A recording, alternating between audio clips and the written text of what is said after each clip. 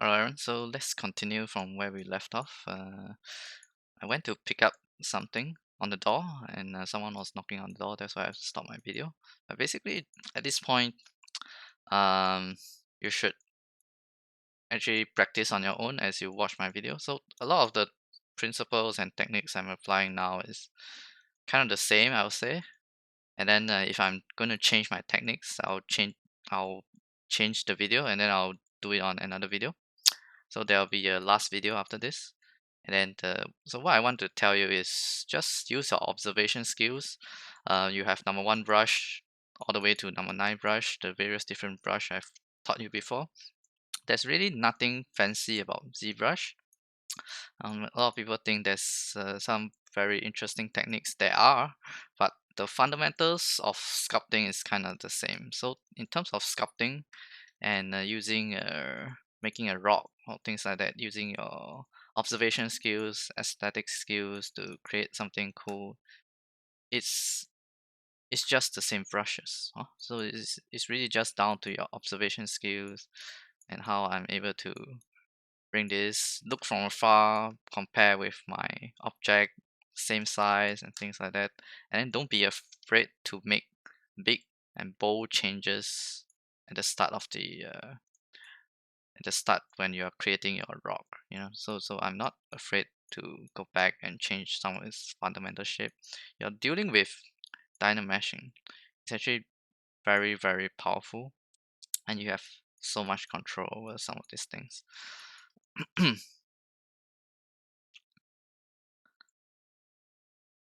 very important that we know that. So I'm actually going to rotate a little bit. So I think my rock is going to be a little bit not like this. It looks a little bit better. Okay, so let's just put it that way. That's why I did that. And yeah, so here I'm gonna add more volume here. It might take a while. The video might be a bit longer than usual because normally I try to keep the steps very precise, but this one probably not so much technical skills, more of just taking some time, play some music in the background, relax a little bit, and just apply what you see.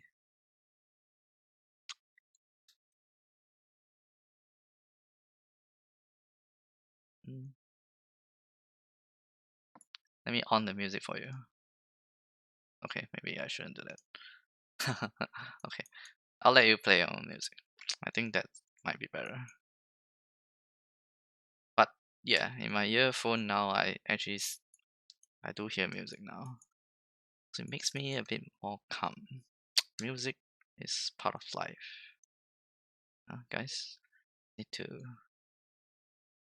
find ways that help you relax. Okay, so learning might be a bit tiring sometimes, but that's always the fun part. And you always have to find things that motivate yourself and helps you keep going. Find the the beautiful threshold where you get into your form. The flow where you fully concentrate and think of nothing else but your work. So that's the zone I want to try to get into right now, and I always try to help myself get there through music, and it applies to anything. So it could be when you're doing concept art, when you're using Photoshop, when you're using Maya. There's always distractions. There's always people trying to stop you, or you yourself might be distracted by something. But think about it: the productive 1 hour or 2 hour is better than the unproductive 6 hours. So let that sink in for a while. It's so much better if you have productive time, fully able to concentrate and absorb all the materials, and then being able to apply and practice what you pitch. Okay.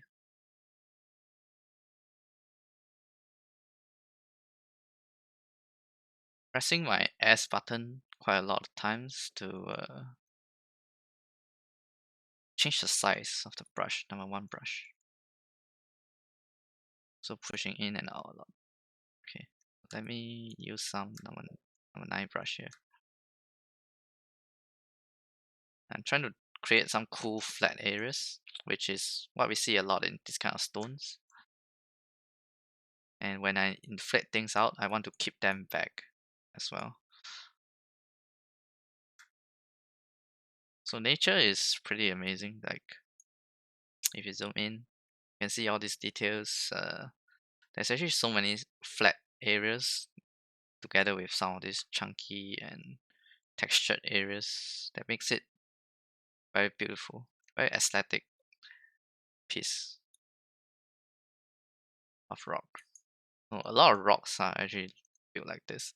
I'm actually going to use number 8 brush and try to apply some textures as well. I think it will help me visualize a little bit better. So I'm going to use this number 8, and then it's also a rock, so rock on rock. And I'm going to press alternate.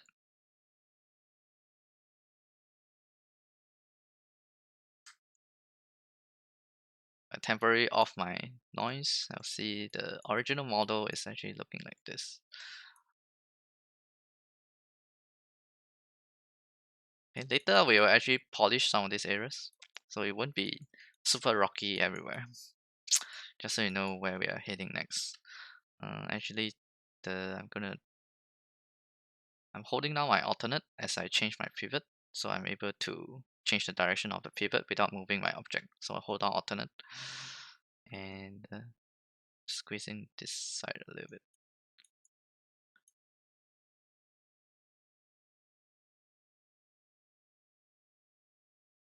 Notice there was actually quite a bit of angle change over here in my object. So I'm trying to get that right now. Let's see if I can do that. Just using my snake hook brush, just pushing it down and then pushing it up on the other side. Here I want to create this line here to be more defined, so I'm going to use my number 5 brush. See that? Number 5 brush is pretty good. And then I'm pressing number alternate as well as number 5 brush on the number 5 brush. So I'm pushing some of these edges out. See? So when you use number 5 brush and you press alternate, you are able to push some of these areas out. So I can decide this area is going to be more prominent towards the outside. Use my number 3 brush. I want to inflate these areas a little bit so that it looks not super indent, push in kind of thing. So it should be a bit more natural. Usually I'll use my number 1 brush as well. Put in a little bit of volume to this area. Actually, this center piece here, probably I want to push in a bit more. Try your best, pick out all the details. It's also a good exercise where you practice your observation skills. Alright?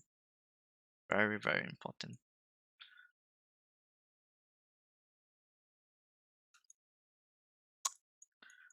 So I guess what my observation skills is telling me that the shape still needs work. So I might have taken a photo that is needs more parts that I'm aware of. And I'm just saying that I need to be a bit more careful about this when I sculpt. So it's always important to be humbled by the reference, to respect the reference, to be able to have the confidence to keep working towards your reference. So don't get discouraged so easily. Give yourself some time. You're probably still pretty new to this, and have fun. Like when you're able to get it one day, you'll get it. So there's no point rushing this. You get there with enough practice. Everything in life, with enough practice, you get somewhere good. Okay. On one brush, push in on some of these areas.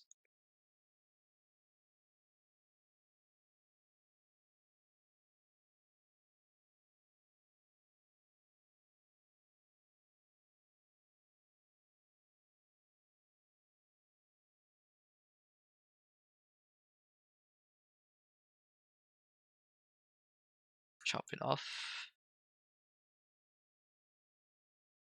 Use my number 5 brush. Number 5 is good too. Solidify my edge. So I should grab this edge here and kind of try to define it my way. I'm the artist. Define it my way. Okay.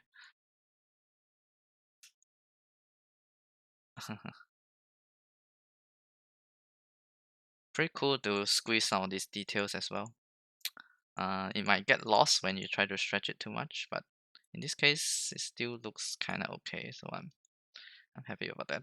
Use my non 8 brush again. Probably I want to add in a little bit more details for them. So number 8 brush, just creating the alphas on different areas. Such a cheat. Such a good cheat that we will always like to use. Okay, I've just off and on my Dynamesh again because I did do some stretching just now. Be aware of what you have done, all the stretching, unstretch it, re-Dynamesh it if you need to. No need to hold up, no need to wait. Okay, and yeah, okay. I want to really polish this area. Let me see if I can do that. Not the result I want, actually. Not the result I want. But maybe I can keep it. Maybe I can try to flatten this area. So right now it's a maybe. It's a maybe. I'll keep it. Yeah, I think I'll keep it. Okay, so at least it's closer to the reference that I'm going for. So it looks a little bit more polished on the side. Use my number 6 brush. Push it in.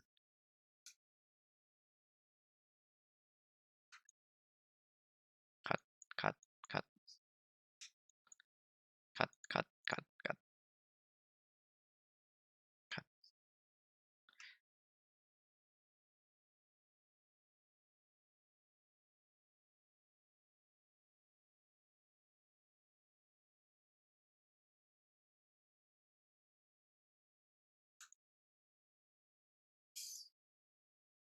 So as you can see, we are just focusing on one side. Okay, train our detailing skills and our patience and our observation skills on just one side first. When this side is really good, we'll just apply the same techniques on the other side. It won't be too far off. Okay, just force ourselves to be really good and try your best to stick to the reference as best as you can. You will learn a lot like this. Okay, I can tell you if you practice a rock like this every day, you'll be a god in like half a year, 1 year.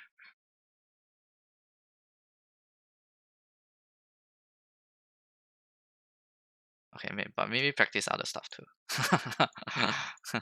Yeah, just practice different objects, learn anatomy, learn some hand drawings, learn different objects, different animals. It's gonna make it really cool. Build you into a really good artist when you learn many different subjects. So everything you learn, not sure if anyone tell you before, everything that you learn, there's no waste in anything that you learn. If you learn the software really well and then maybe the software is outdated, there's no waste in that. You become good at learning a software. You know, if you are good in 3D Studio Max, you're good in Maya, and then next time maybe Maya gets outdated. You know, maybe there's another software coming up. There's no waste. Your skills in Maya can be translated to the new software. So Zbrush, your skills in Zbrush will be translated to other software. Your observation skills in painting will be translated when you do a practice like this together. Yeah, then when you try to model something really close to detail, all your observation skill is helping you. And if you still can't get it right, stand from afar and just tell yourself, find the difference. Find the difference. You know, how is it that it still looks so different? You know, ask yourself that. Ask and keep searching for the answer. You get better. Give it some time. Perhaps the back of the clay. Sorry, I mean the rock. Start to add some details here as well. And it's my number 8 brush. That's really fast. Shook, shook, shook, shook, shook, shook, shook, shook, shook, shook. Push in, push out. Sometimes I press alternate, sometimes I don't. Oh god, I did too much. Okay, so time to redo. I think what happened is that just now I dragged a few too much alpha. So it's actually also something to learn. Showing you on purpose. If you do an alpha on the other direction, probably what we want to do is to on the back face mask. Okay, so if you on the back face mask, let me see. Hold on. I can choose keep here. Yeah, I guess I'll stop here. So on the back face mask, so what it does is that it will not affect the other side. So just now, I'm creating some of these alphas, and then it's actually affecting on the other side over here. So by having back face mask on, I'm telling the software, don't touch it. Don't touch it unless you really know what you're doing. Oh, my angle. Come on. Okay. Where I like to be. Exactly here. Where I like to be. Okay. So far is looking pretty okayish, I think. I can chop off a little bit more here. And the reason I always do some chop off like this because there's a lot of squarish parts if you look at a rock. And one of the best ways to make it look flat is to just clip it off like that. So go in here and use my polish brush maybe.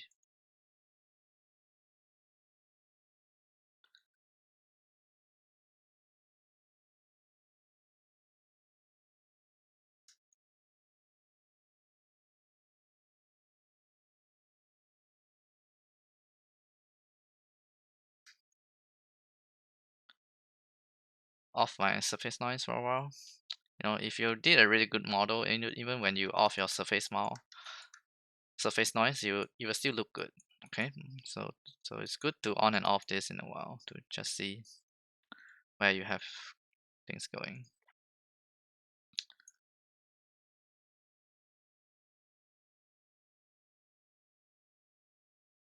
So I feel like I should still make this longer. So I'm gonna shift things around a little bit. Excuse me.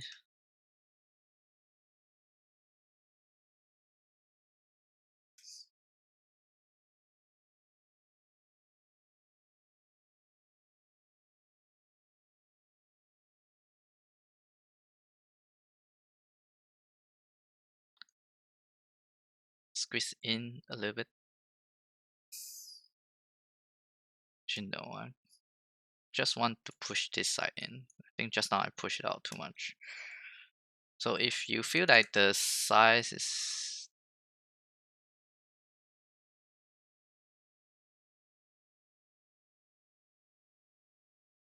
remember draw size.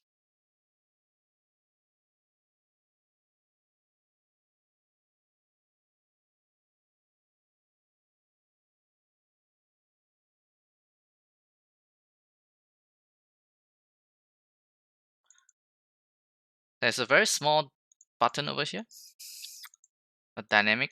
So it's called the dynamic draw size. So if you see, if I double click it, my draw size suddenly became very big. So what it means is that your draw size will no longer be limited by the size of your model. It will be by the size of your screen. So the 1000 draw size, the maximum, will be the size of your bigger screen. So it in a way it allows you to control your model even better. And for me, when I use my snake hook, I always want the brush to be very big. So if you're not able to do that, by default this is on.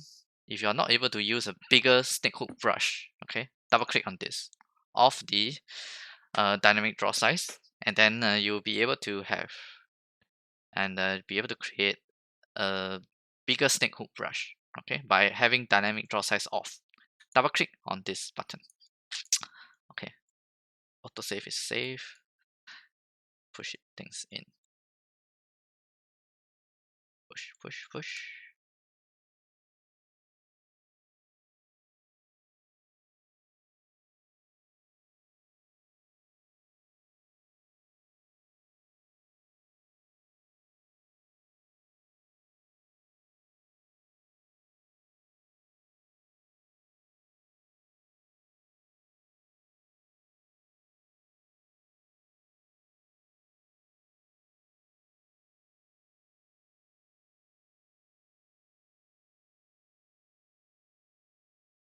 Okay. So my technique is actually just a lot of snake hook and a lot of shaping of the stone.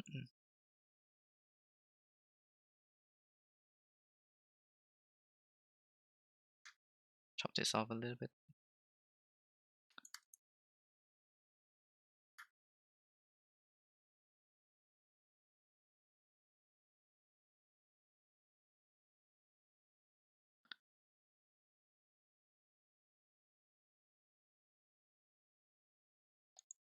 Pretty relaxing to just sculpt like this, and although it takes some time.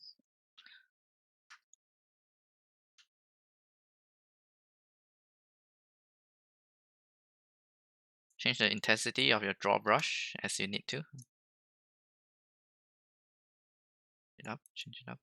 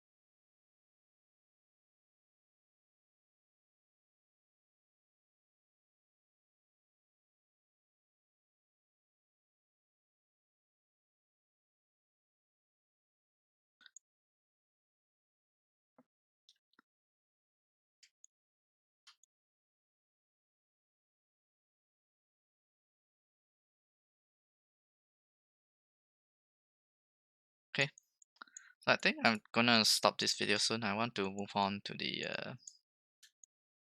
next part of the video. Maybe I'll just quickly finish on the other side. Now, for the rest of the sides, we don't want to rush it as well, but we do want to create some nice details so that at least it looks pretty organic. I know it's ironic. I say that when off the video, but I'm still sculpting. But we need to know that this is a 3D object, then it's going to be viewed from different views. So we still need to make it pretty. So one of the fastest methods is to create using Alfred. Okay, make sure our backface mask is on though, and yeah, cut it away. When I'm doing some of this cutting, I make sure not to chop off on the first surface that I was on. So at least the first surface, I should still have it looking slightly close to my reference. Okay, I think I can do a better job with a little bit more time, but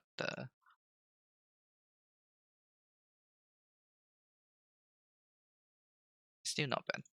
Okay.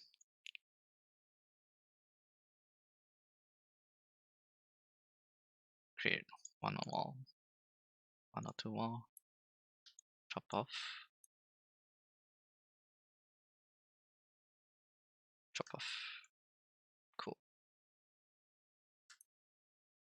So behind, chop off. So I want to introduce some cuts to the back of my model as well. The back of my rock. so it looks more real. This one, number 8 brush. I'll change it to one of these other textures.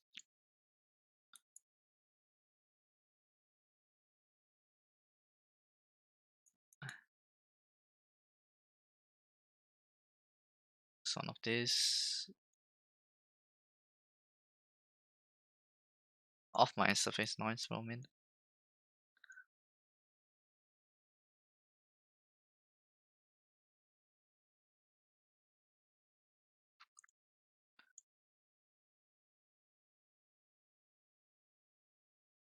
On the back of 6 brush. Okay, so we are almost done. I think I'll probably stop the video here. Okay. Let me just straighten a few more things.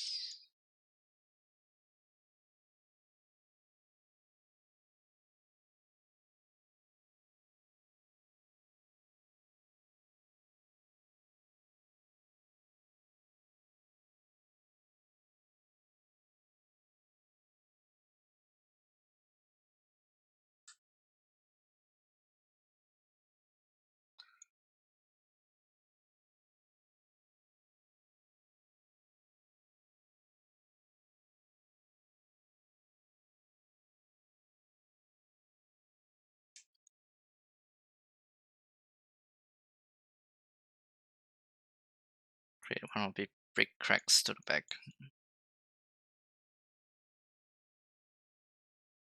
Cutting through. Now we are talking. Love that crack.